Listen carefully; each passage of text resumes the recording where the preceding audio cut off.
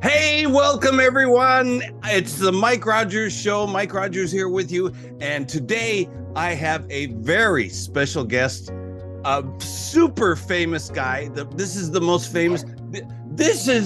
famous person I have ever interviewed in my life, I think. And I'd like to introduce to you the founder of Raindance Film Festival in London, Mr. Elliot Grove. Yay, Elliot. Flattery will get you everywhere, my friend. Oh, wow. So, Elliot, can you introduce yourself to our audience? There might be some people who live in a cave and don't know who you are. My name's Elliot Grove. I am a Canadian farm boy, moved to London in the mid-'80s, did everything wrong. And in 1993, I started the Raindance Film Festival. In 1998, I started the British Independent Film Awards. And I met you along the path between then and now, and you, Mike, are the most famous person who has ever interviewed me. How about that? Really? No, that's not true. You're mega, man. You're mega. Anyway. So, Elliot, can you tell us you just mentioned that you came to London and you failed, but can you back up a little bit before that and tell us about your childhood and maybe like how you got interested in movies? Okay, so I grew up on a farm outside Toronto. My parents were members of a rather unusual Protestant sect called the Amish, the horse and buggy people. And I was told never, ever to go to the movie theater because the devil lived there. And here I am, Mike, with you today doing the devil's work. When I was 16 years old, hot summer's day, harvest season, a part broke down on the farm and my dad couldn't fix it. So I'm the kid I get sent into the local village just north of Toronto to the blacksmith. And when I found out it was going to take 3 long hours for the repair, you see, Mike, it wasn't worth me going all the way home and coming back. Right. I was 16 years old. It was a hot summer's day, and I had a few coins in my pocket, and I was wondering what the devil looked like. And there it was, 3 doors down from the house of the Lord, the house of the devil. Wait a minute. So you were brought up in like an Amish household, and so you didn't have electricity and things. You didn't have a toaster oven, things like that. No, we had a pump in the kitchen to get water, and we had candles. And so your parents told you that the movie theater, that's the house of the devil? Yeah. Well, I guess so, yeah. Okay. So there I am, 16, hot summer's day, 3 hours to kill, few coins in my pocket, and there it was, the house of the devil, the few doors down from the house of the Lord. And I went up, and in those days, Mike, they only charged 99 cents to see the face of the devil. I paid my money, and I walked down this tunnel. Now, remember, I had no idea what a movie was. I was just told never, ever go there. Walked down this tunnel into a big room, a bit like church. Mm-hmm. And I sat down. It's about 2 o'clock in the afternoon, a couple other people there. Then I noticed the fabric on the chairs was red. Oh my God. The color of the devil. They turned the flipping lights off. Oh. And the curtains opened, and the first face of the devil I saw at the most tender age of 16 was Lassie Comes Home. So and I cried like a baby all the way through, and at the end I went up to feel the screen to see if, and it was all gone in a magic of a twinkle of an eye. And that's the first movie I saw. Wow. So then you went, of course you went back home, and then you told your parents you went to I didn't tell anybody. I did not tell anybody. I didn't want to get spanked, you know. Oh, okay. So then so that was in Canada.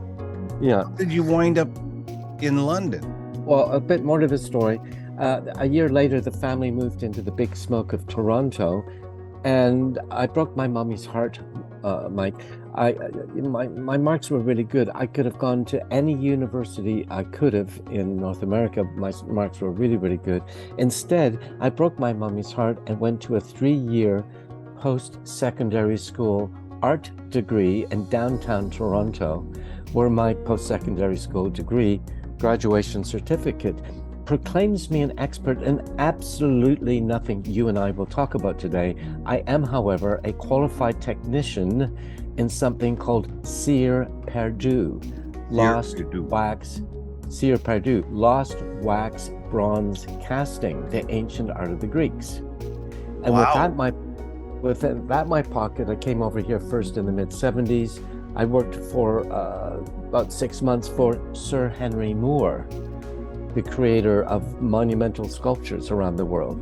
And then for 3 days only, I worked for another British sculptor who died about 5 years ago now, Sir Anthony Caro, the one who does the big abstract steel plate sculptures. I've heard of both these people.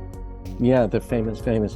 And the reason it was only 3 days is because when you weld, you need to have a shield to protect your eyes. Mm-hmm. Except I'm the new kid on the block, the immigrant, the student, the intern. They gave me the old rusty shield in the corner. Mm-hmm. So, and on the morning of the third day, I'm getting a really heavy rash in my forehead until I notice an old timer welding over here like this. So I thought I can weld over here like that, forgetting that light can come in from the side. And I suffered an industrial injury the welders call arc eye or spark eye. And over the years, I slowly went blind. In fact, the year before I met you at Raindance, I couldn't see. But now I can see thanks to the British National Health System. I had my cataracts removed. Wow. Do you know anyone who's had eye surgery, Mike? Actually, my father-in-law has. Well, you might to remove cataracts. Yeah. It's a very simple operation, Mike, and if you have it, don't fear. It's only 12 minutes long, and 4 hours later you can see, and there's only 2 times that makes you wince. The first is when they shove the hypodermic syringe into your eyeball to freeze it. And then you're lying on a table feeling no pain, but I heard and I could smell burning flesh. And I realized they're cutting my eyeball open to put the new piece of plastic in. They should give you earplugs. Mike, you've heard about public health in Europe and Britain, how sometimes they screw up. Yeah? Oh, yeah. Well, that they screw up so everywhere. Yeah. Well, with this eye, they made a mistake. What's that? And they put the wrong piece of plastic in, and I'm trying to decide whether or not to resubmit myself to that ordeal. You see, the problem, Mike, is with this eye, I get momentary glimpses of the future. Really? Like a Dr. Cabinet of Dr. Calamari or whatever the name is? Well, I haven't seen a lottery number yet, so maybe I'll leave it for a while. Wow. So, okay, so you did that, your eye got bad? Well, and then your eyes got fixed, and then how did you get into movies? Well, so I'm in London for 3-4 years in the 70s. I moved back to Toronto. I thought for 3 weeks. A distant relative had died. But guess what happened to me, Mike? I met a girl. You've met her, Suzanne. And yes. I stayed for 9 years, got married, had kids. But during which time I painted sets using my art school techniques. I painted sets on 68 features. I have credits on 68 features and over 700 commercials and short stories. All of these films simply dreadful. In fact, if you look at movies made in the late 70s, early 80s on Netflix or whatever, or however you find these titles, if it's got one of these words in the title, I probably worked on it. Slime, gore, massacre. These were truly dreadful films made quick and cheap to satisfy the then Canadian tax laws. Two films I did work on I was kind of proud of. One was Close Encounters of the Third Kind. I was one of 40-odd painters down in Tennessee for a couple of I times. saw that movie in a theater. Yeah, well, I had a very, very small part in that. And then in Toronto, I was the lead scene in a kind of film called Equus, starring Richard Burton, made by the based on the stage play by the British playwright Peter Shaffer. It was me that turned the white studio walls into what looked like period barn boards, using the decorative paint techniques I'd learned in art school.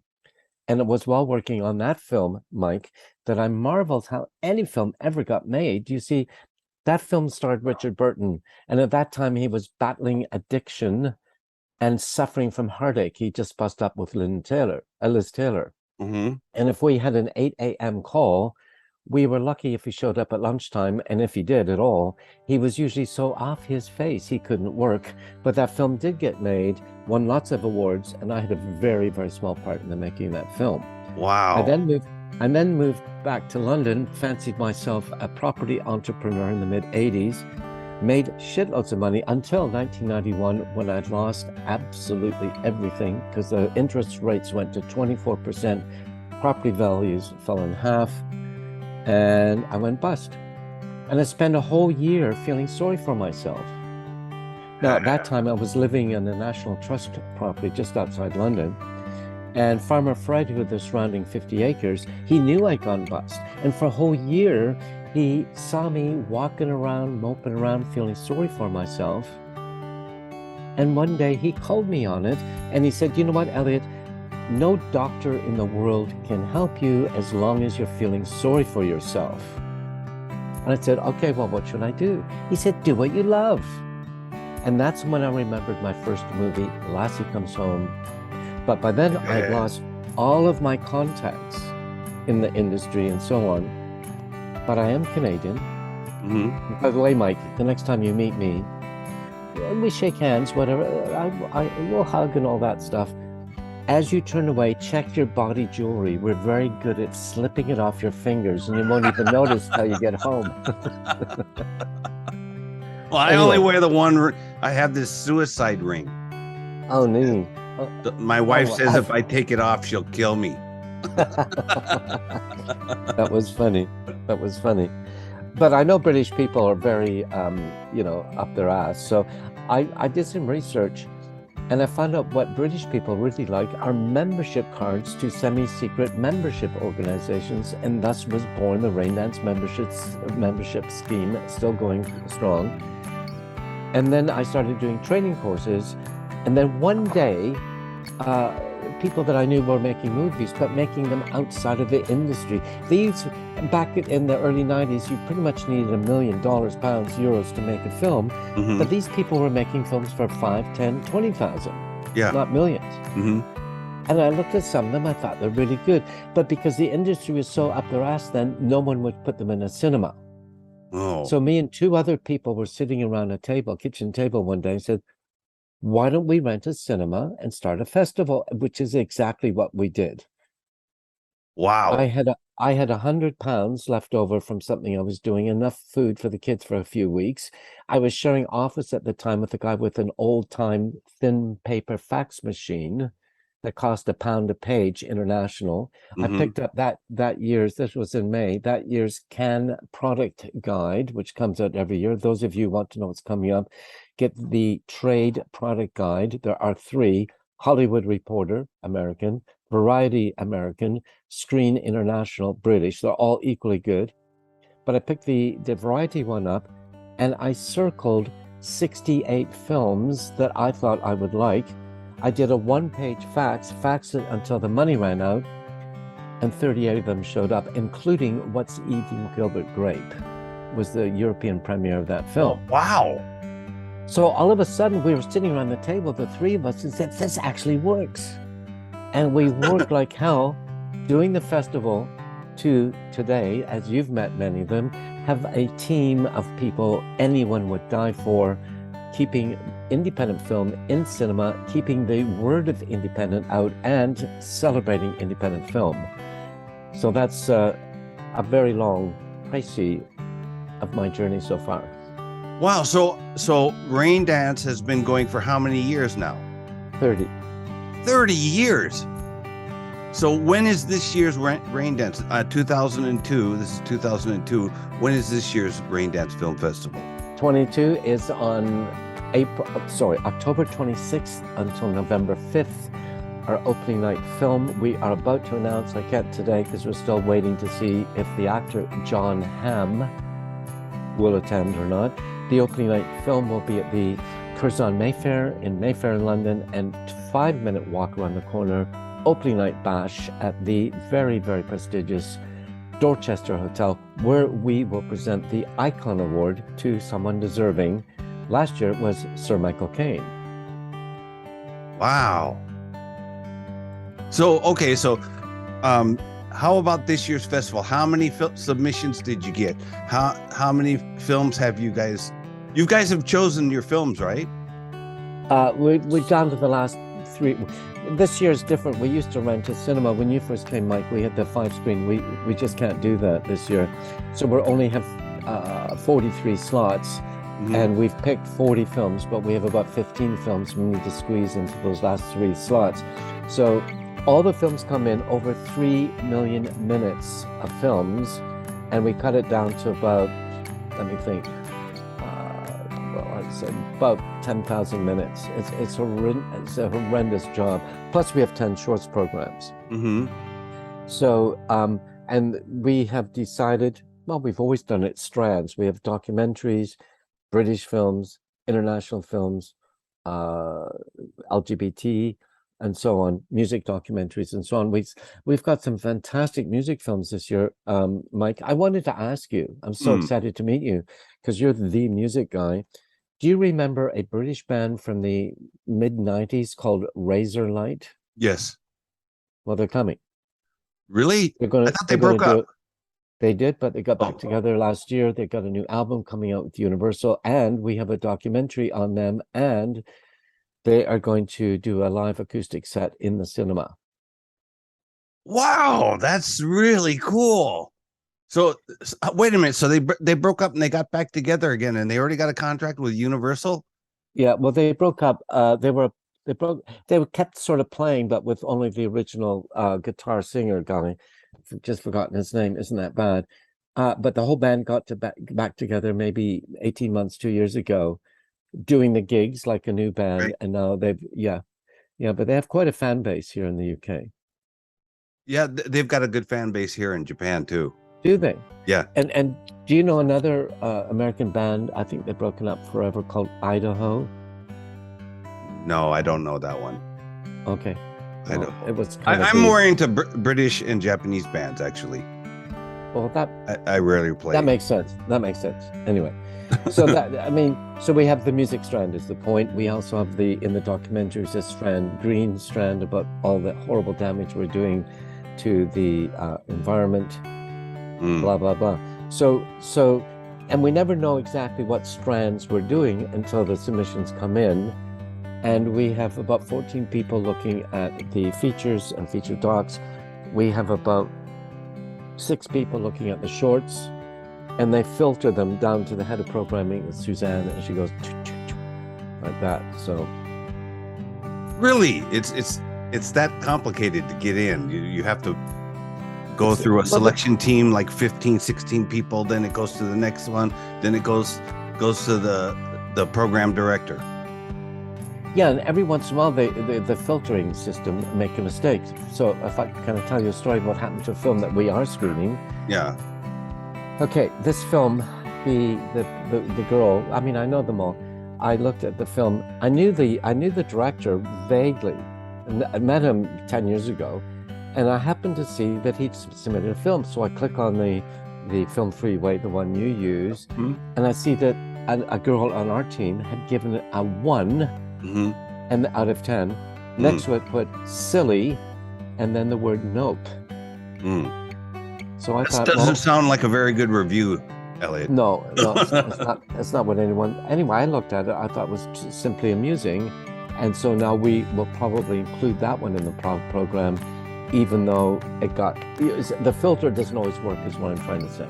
Oh, okay. Can you tell us So Raindance, I read in a magazine, actually I've read many times, Raindance being in the top 10 film festivals in the world. I read in a magazine called Wondershare, I think it was, and it was the 4th highest ranking film festival in the world. But Raindance is more indie films and things like that, right? You don't accept films. You don't accept the new Marvel movie or the new Disney movie, right? So can you tell us about how, if I submit a movie, how do I do it? Submit a movie to Raindance. Well, let's make it a bit wider. Let's say you finish a film. How do you find out which festival to submit it to? Okay. Yeah. Yeah. So, and you have to decide, you have to sort of look at the branding of festivals. Cannes, Sundance, Toronto, Berlin, Rotterdam are big festivals with budgets of millions. And if you've got a major star like Harrison Ford or Brad Pitt or whoever, you're just going to get in, and your distributor, the financiers, are going to give that festival a lot of money to throw a $100,000 party after your screening, or $200,000 after the screening, plus pay for publicity. And they'll use that festival screening as a launch for the film, usually a week or two before it hits the cinemas, to sort of get all the red carpet pictures and all the stories and all that. So you won't have that because you don't have that kind of talent. So the next thing you have to look at, the next type of festival you look at, are ones that specialize in certain types of films. This is where genre comes in. So let's say you made a horror film. I would, the premier horror festival, there's 4 in the world. There's Sitges in Spain, there's Austin Fantastic, and Montreal Fantasia, and London Fright Fest. So what it means is if you have a horror film and get accepted into one of those, and it's not easy to get accepted, not so many industry will go, but the ones that do go are only interested in horror films, and you're more likely to sell your film then. You also have to look. Oh, I see. Yeah. So the buyers go to film festivals that are more under the type of film that they buy. Yeah, exactly. Because a horror film buyer would be an expert at horror films, of course. Yeah. I mean, you go to a film festival to get your film sold. I mean, that's why filmmakers do. You also go to a film festival to get reviewed and interviewed to help the marketing strategy of your film. The festival will review it in their program, of course, but then what you hope is you attract press to your screening, and then they review it in their local paper or TV or whatever. And the other reason you go to a film festival is to win an award, which, you become an award-winning filmmaker. It becomes part of your personal branding and the branding of the film. Yeah. So you sort of go down the list. Where the reason Raindance is considered so major is because the branding of our festival is different than that of, say, Toronto or the Tokyo Film Festival or Cannes, simply because we are a festival of discovery. So we pride ourselves at showing really the first films by filmmakers who later on become talent. People like Chris Nolan, Edgar Wright, I could go down and down the list. I keep dropping those 2 names. They had their early films at Raindance. Gareth Edwards, who directed Star Wars, his first 3 shorts screened at Raindance back in the late 90s, early noughties, for example. So if you had a chain of theaters or a streamer were looking for really interesting, fresh, bold, innovative content, you're likely to find something at any year's Raindance Film Festival, which informs the programming. And Suzanne is really good at seeing the stuff, can be a bit rough, can be whatever, but she's really good at seeing a filmmaker whose career or whose film will find an audience, will make us look good, and in the process make the filmmaker look good. Wow. Does that make sense? Yeah. So let's say I make a film, and then how do I find, where do I look to find these good film festivals? Because Well, isn't there like 20,000 film festivals or 30,000 film festivals in the world? I'd say more like 5,000, but you could be right. First thing you do is you network, because in the industry, when you break in, it's not what you know, it's who you know. So every time you see a festival like the Japanese Independent Film Festival, you attend, you meet other filmmakers, and you ask them what other festivals would they recommend. They might say, well, this festival over here was horrible. In fact, I met a guy last night who had his film at a local, very small London film festival. He brings the entire family to the screening. It was a short film he had, and he thought there was going to be, he knew there's cinema. He knew this was out of the center of London. He knew there was a cinema, knew they had a bar, but what he did not know is the bar had booked the bar out to a bar mitzvah the night of his screening, so his entire family had to have their beers in the car park. Like being a university student. Oh, So that's terrible. That's one way you find. The other is to read the trade papers. I can't emphasize that a lot. The physical magazines which you subscribe to, or IndieWire out of New York, which has a lot of good comments on festivals. And if you have trouble sleeping late at night, go to the website we use called filmfreeway.com and just Google the genre of the festival and the sort of what might suit you, short, feature, virtual reality, whatever sort of project you have, and then find a festival you're interested in, Google that festival to see anyone who said thumbs up or thumbs down, and then submit. So this ultimately goes down to, like, you have to do your homework. There's no shortcuts. You have to read, you have to research, you have to go through the motions and not just acting like you're going through the motions. You actually have to do it.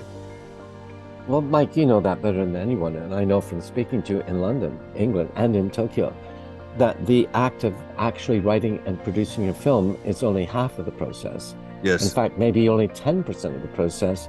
Most of the work is after the film's finished, getting it out to festivals, getting it sold, getting your investors paid back, getting enough money so you can do it again. And that involves, there's a whole ecosystem post-production that's not just film festivals, but film markets, sales agents, and what the COVID's done with all the lockdowns is launched a new beast called online digital marketing. Mm-hmm. So your main revenue now with your indie film is likely to come from TVOD, SVOD, AVOD. Do you guys know what those VODs mean? VOD, video on demand. TVOD, transactional, like Amazon, you pay $2, $3 for the film.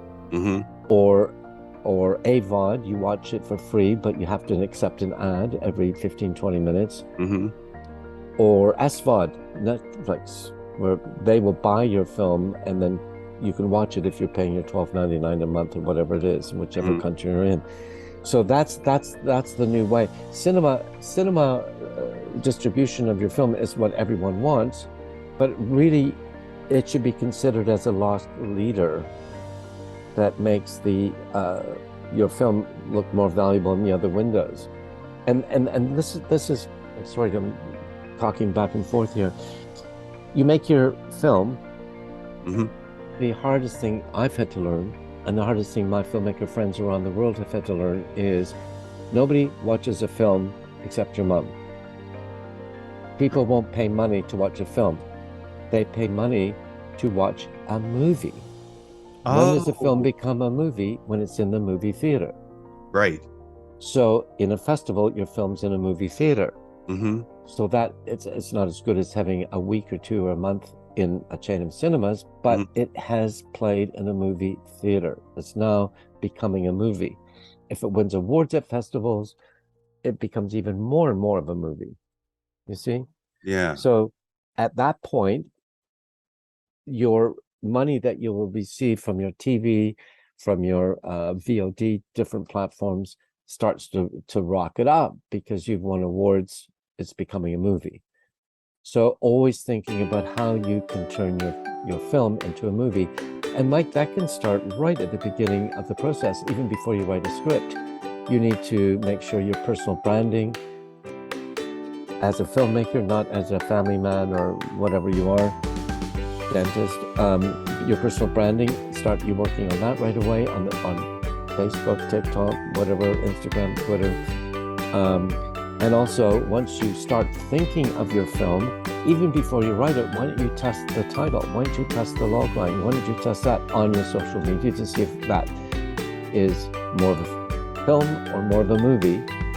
And then, as you go through the production, you see, as you're making it, take lots of BTS, behind the scenes, of all the ups and downs and the things that make you, Mike, look like an amazing genius. I know you do that. You're really good at that. And then when the film's finished, you see, now you have a bit of people talking about it. So if it goes to a festival, or if they Google, Mike Rogers' next new film, they go, they start picking this up. And then remember, from my point of view at a festival, I rent very expensive festival theaters, as you do in Tokyo, Mike. You need to put bums on seats. And if you don't eat for a year. Yeah. Okay, so I'd like to continue this talk in part 2. Okay. Especially about getting butts in theaters and talking about testing and anything else that you want to talk about. But this is going to be the end of part 1. My guest today is Mr. Elliot Grove from Raindance Film Festival. He's the founder. And this was part 1. And don't forget to click subscribe, click like, and if you listen to the Mike Rogers Show, the links are down here. And check it out. So Mr. Elliot Grove, thank you so much. Part 1, we'll see you back here tomorrow with part 2. Okay?